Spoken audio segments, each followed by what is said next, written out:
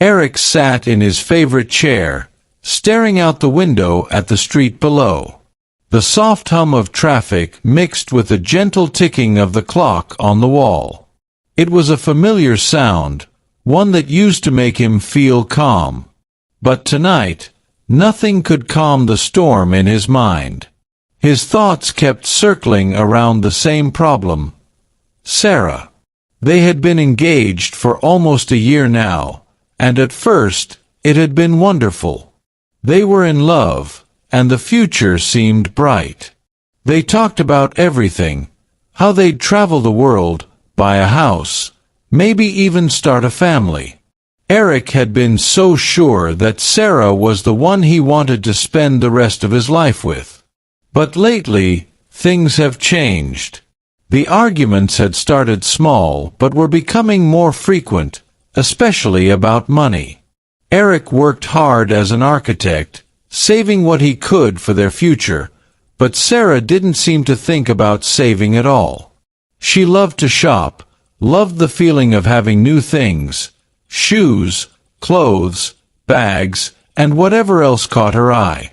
At first, Eric didn't mind. He wanted her to be happy, and he liked spoiling her when he could. But as the months passed, Sarah's spending seemed to grow out of control. It wasn't just small things here and there. It was big purchases, designer clothes, expensive dinners, and last-minute trips to fancy resorts. He had tried talking to her about it. He had explained that they couldn't keep spending like this, that they needed to start thinking about their future. But Sarah always laughed it off. "Eric, you're such a worrier," she would say, brushing off his concerns with a wave of her hand. "We're fine. We have enough money, and we'll figure it out later." But Eric couldn't just ignore the problem. Every month, the bills piled up higher and higher. He had even started hiding some of the credit card statements, afraid that one day they'd spiral into debt and wouldn't be able to climb out. The last argument they had was the worst one yet. Earlier that evening, Sarah had come home with a brand-new handbag, one that Eric knew had cost a small fortune. He tried to keep his voice calm as he asked her, "Sarah, do we really need another bag? We just talked about cutting back." Sarah looked at him with a frown. "Eric, it's just a bag. Why are you making such a big deal out of it?" "We've been over this," Eric replied, frustration creeping into his voice. "We can't keep spending like this. What about saving for a house? What about the wedding? We can't plan for our future if we're drowning in bills."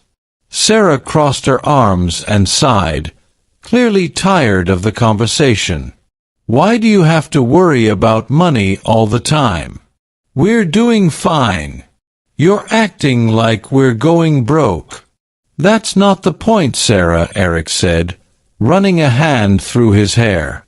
He was trying so hard to stay calm, but it was difficult when she refused to listen. "We need to think about the long term. You can't just keep buying things without a plan. We have to be responsible." She rolled her eyes, tossing her bag onto the couch. "Eric, you're being dramatic. We're not living in the 1950s anymore. People live differently now." Eric clenched his jaw, feeling the anger rise inside him. It wasn't just about the bag, it was about everything.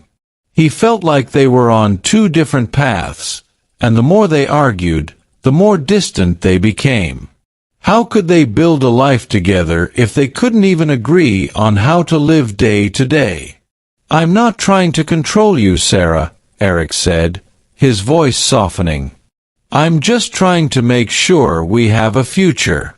I love you, and I want us to be okay." Sarah stared at him for a moment, her face softening, but only for a second. Then she shook her head. "You need to relax, Eric. Life is too short to worry so much about money. I'm going out. I'll see you later." And just like that, she grabbed her keys and walked out the door, leaving Eric standing alone in their apartment. The sound of the door closing echoed in the empty space, and Eric felt a deep sadness settle over him. He sat down in the chair by the window, the one he always sat in when he needed to think. But tonight, thinking didn't help. No matter how many times he tried to work through the problem, he couldn't see a solution. Why couldn't Sarah see what he saw? Why didn't she understand how important it was to plan for their future? Eric wasn't trying to stop her from enjoying life. He just wanted them to be smart about it. He wanted them to have something solid to stand on, a life they could build together, not just one filled with things. His phone buzzed on the table. He didn't need to check it to know it was Sarah, probably telling him she'd be home late, like she always did after they argued. He ignored it, his eyes drifting back to the window. The street below was quiet, the lights casting long shadows on the pavement.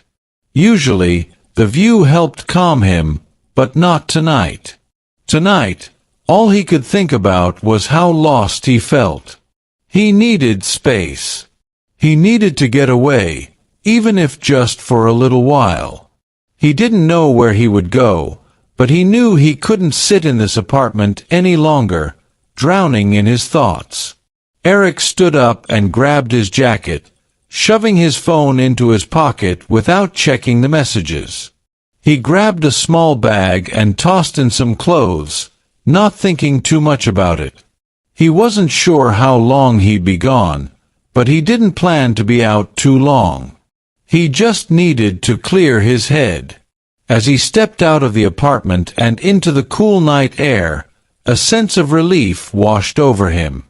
Maybe this was what he needed, a break from everything. A chance to breathe. Eric got into his car and started driving. The city lights faded behind him as he headed out toward the countryside. The roads were quieter here, and the stars were brighter. For a moment, it felt good to be away from the noise of the city, away from the weight of his problems. But even as he drove, his thoughts kept returning to Sarah. How had they gotten here? How had the love they once shared turned into this constant tension? He remembered when they first met, how carefree and fun she had been. He had fallen in love with her laughter, her energy. But now, all they seemed to do was argue. As the road stretched on, Eric's mind wandered further. Maybe they just needed time. Maybe things would get better once the wedding was over, once they settled into married life. Or maybe, his thoughts paused, darkening. Maybe they weren't right for each other anymore. Before he could dwell too long on that painful thought, the road took a sharp turn. Eric wasn't paying attention, lost in his thoughts, and by the time he noticed the curve, it was too late. The tires screeched as he tried to turn, but the car skidded on the gravel. His heart raced, panic rising in his chest. Everything happened too fast. The car spun out of control, crashing into a tree with a sickening thud. And then, there was only darkness. Eric drifted in and out of consciousness. He wasn't sure where he was or how much time had passed. His body felt heavy, almost numb, and there was a deep ringing in his ears. Somewhere in the distance, he thought he heard voices, muffled and unclear, like they were underwater. The world around him was a blur of light and darkness. His mind struggled to piece together what had happened, but everything felt jumbled, like pieces of a puzzle that wouldn't fit. Suddenly, there was a rush of memories, a flash of headlights, the sharp turn, the car spinning out of control. And then the crash. His chest tightened at the thought. The crash. Was he still in the car? Was he hurt? Eric tried to move, but his body wouldn't respond. His limbs felt like they were made of lead, and when he tried to open his eyes, they refused. Panic set in. What was going on? Why couldn't he move? Why couldn't he wake up? The voices grew louder, more distinct now, but still unclear. He caught bits and pieces of words. Accident. Critical. Need a stretcher. Through the fog, he realized someone was talking about him. He wasn't in the car anymore. He was being helped. That thought should have brought him comfort, but all Eric could feel was fear. Fear of the unknown. Fear of what had happened to him. Then, as quickly as the panic came, everything faded again, slipping away like a dream he couldn't hold on to. The voices disappeared, and Eric's mind went dark. The next time Eric woke up, he felt different. His mind was still foggy, but this time he was aware of where he was. The sound of beeping machines filled the room, and the air smelled of antiseptic. Slowly, he opened his eyes, blinking against the bright hospital lights. He tried to sit up, but a sharp pain shot through his leg and side, forcing him to stop. He groaned, his voice rough and unfamiliar. It hurts to even breathe. You're awake. The voice was soft, calm, and it came from beside him. Eric turned his head, wincing at the effort, and saw a young nurse standing by his bed. She was holding a clipboard, her expression kind but professional. "Don't try to move too much," she said gently, stepping closer to his bedside. "You were in a car accident. You've been out for a couple of days. But you're in stable condition now." Eric blinked, trying to make sense of her words. "A couple of days," he croaked, his voice barely above a whisper. The nurse nodded. "Yes. You had surgery on your leg, and you've been unconscious since then. But the doctor says you're going to be okay. It's going to take some time to recover, though." Eric tried to process what she was saying, but it all felt too surreal. The accident, the hospital, the surgery, it was like something out of a nightmare. He tried to sit up again, but the pain stopped him. The nurse was quick to place a gentle hand on his shoulder, keeping him from moving too much. "Easy," she said softly. "You don't want to hurt yourself more. Just rest for now." Eric let out a shaky breath, sinking back into the bed. His whole body ached, and his head throbbed with a dull pain. But the worst part was the helplessness. He didn't know what to do, how to feel, or even what to think. I'm Eric," he muttered, his voice hoarse. The nurse smiled gently. "I know. I'm Lily. I've been looking after you since you were brought in." "Lily," Eric repeated, the name settling in his mind like a small anchor in the storm of confusion. How bad is it?" Lily hesitated for a moment, her eyes scanning his face. She seemed to weigh her words carefully before answering.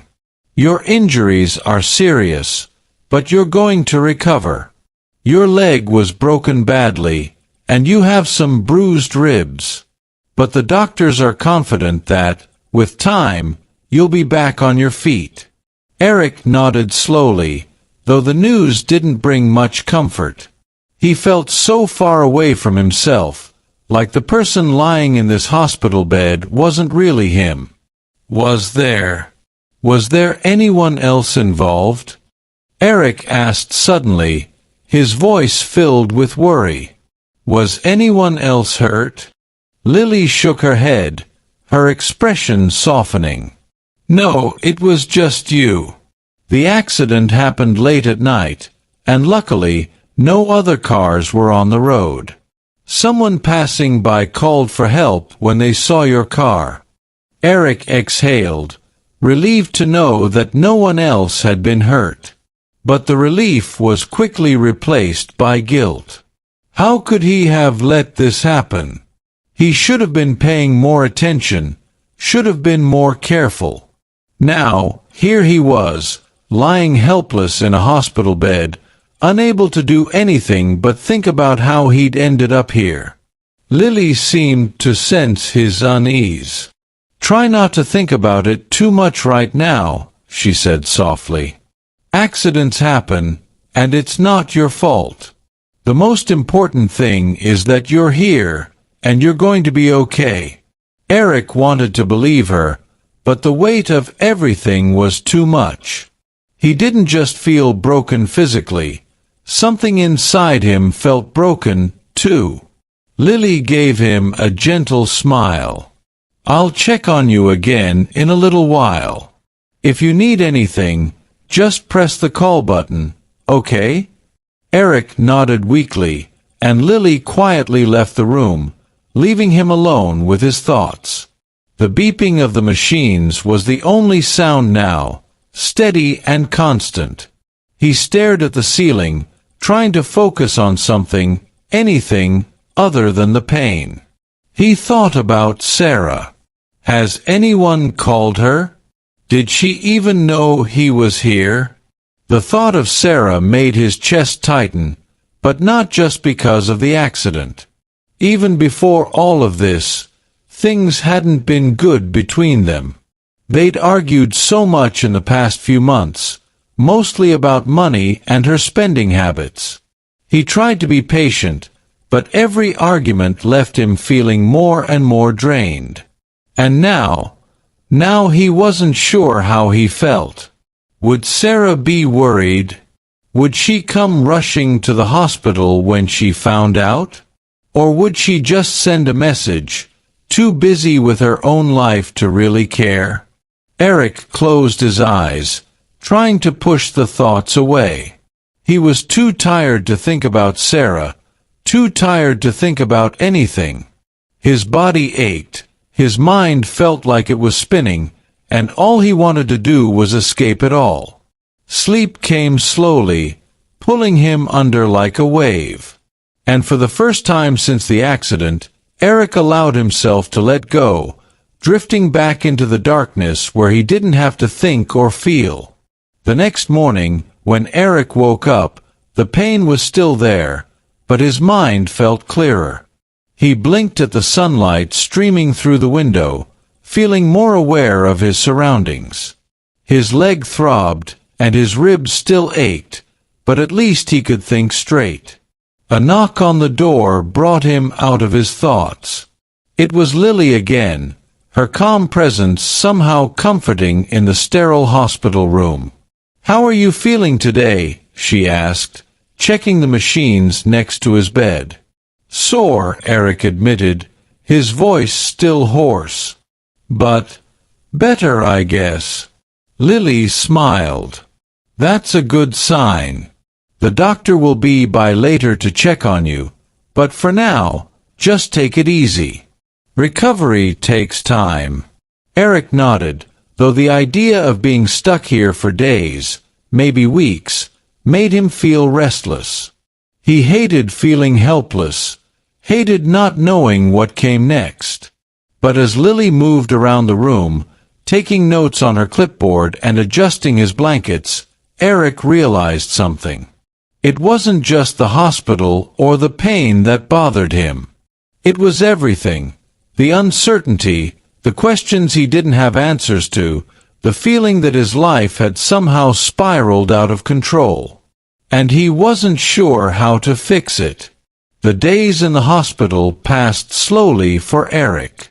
Every morning, he woke up to the rhythmic beeping of the machines and the soft shuffle of nurses moving in and out of the room.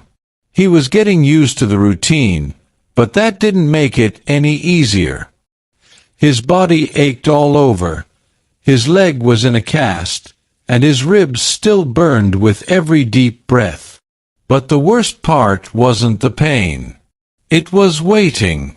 Waiting for his body to heal, waiting for answers about his life, waiting for some clarity about what came next. His days blended together in a haze of medication, physical therapy, and restless thoughts. The only thing that seemed to break through the fog was Lily. Lily was different from the other nurses. She always smiled when she came into the room, and her presence brought a sense of calm that Eric hadn't realized he needed. She was patient, careful, and seemed to know just when to offer a comforting word and when to give him space. Every day, she would help him with small tasks, adjusting his pillows, bringing him water, or making sure he was comfortable before leaving the room. But it wasn't just the way she did her job that stood out to Eric. It was the way she treated him, like he wasn't just a patient. She saw him as a person. One morning, as Lily came in to check his vitals, Eric found himself studying her more closely. Her dark curls were tied back in a loose bun, and her scrubs were simple and practical, but her eyes were kind. There was something genuine in the way she moved, as if caring for others was just part of who she was. "How are you feeling today?" Lily asked, glancing up from the monitor. "Any better?" Eric sighed, shifting slightly in the bed. "I guess. Still sore, though." Lily nodded, her eyes soft with understanding. "That's to be expected. You've been through a lot. But you're healing. Just try to be patient with yourself." "Patience isn't really my thing," Eric admitted with a half-smile. "I've always been the kind of guy who likes to be in control. Lying here, not being able to do anything, it's driving me crazy."